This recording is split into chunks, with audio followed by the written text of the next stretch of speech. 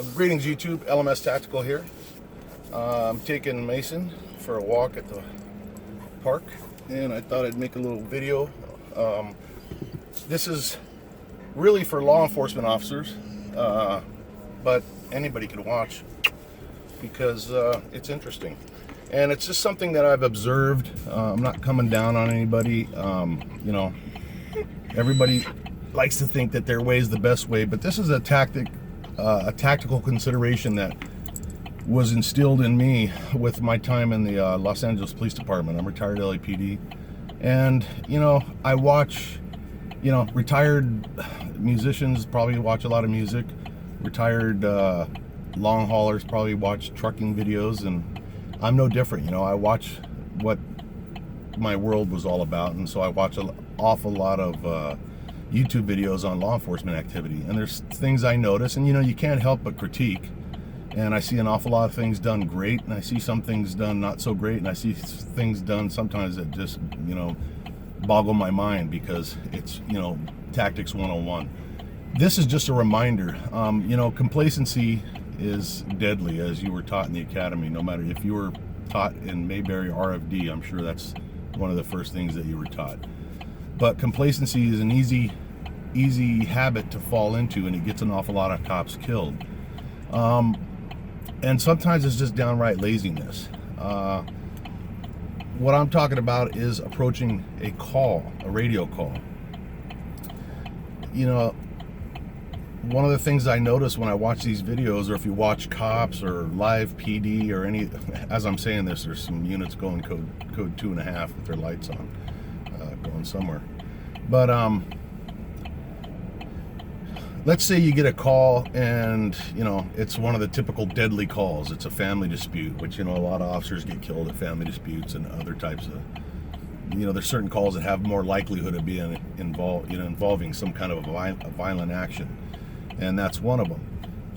But you still will see officers that pull right up to the address, and as the video title suggests, you know, you're a target. Your car and your uniform make you a target. Let's face it. You know, people have not always loved the police, and never have they hated the police as much as apparently they do now.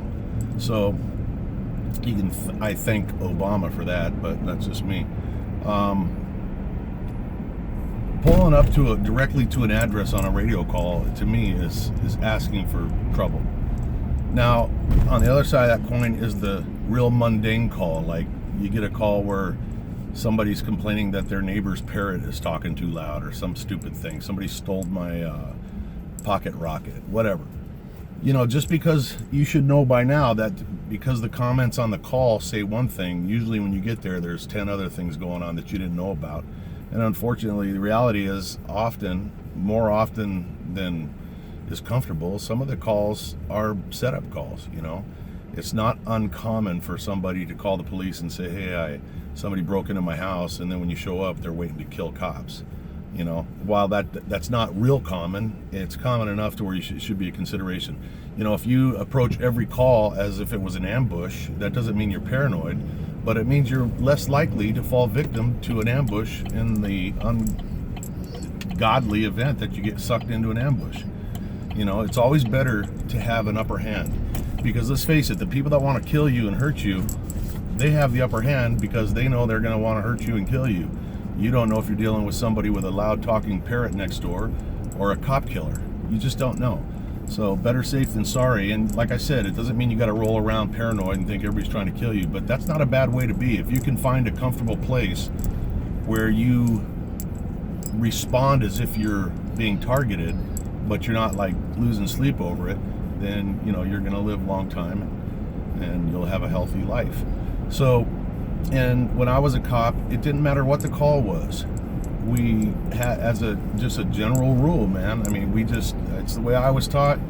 We would park 2 or 3 houses down, depending on if it was daytime or nighttime, and you know, approach on the same side of the street as the location, but not on the sidewalk. Walk up through people's yards if they don't have fences. And what does that do? It gives you a chance to acclimate. It gives you a chance for your spidey senses to pick up on things that maybe your normal senses don't pick up on. Maybe you can't hear anything or smell anything, but there's something weird, and that's going to put you in a more heightened state of awareness, and that can save your life.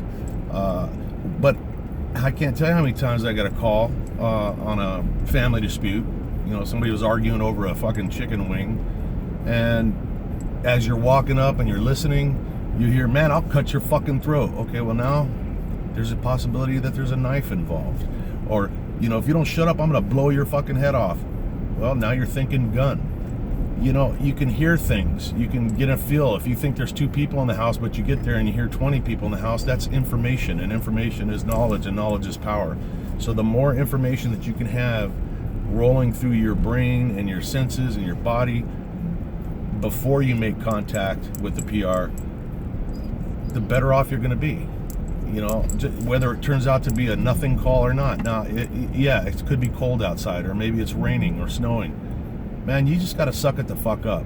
Get your ass out of the car and walk up to that fucking house from an area where they can't see you.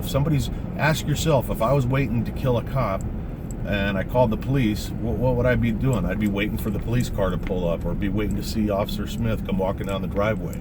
So be where they don't expect you to be, and that's the way that you're gonna put the chances on give yourself a little bit more of an edge, because everything we do, or everything you do, is a reaction. So you're already behind the curve.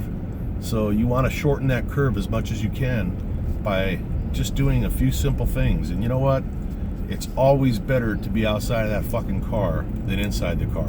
Because if you pull up and shit starts unloading on you, you've got to use some brain power and body energy and power to open a door, you know, to step out of the car. But man, when you're out of that car, you're already good to go. You can lateral left or right to whatever cover's available. Hopefully you're conditioned to be always scanning subconsciously for cover that you could step to if you need to. And that's pretty much it, you guys. I'm not going to belabor the point.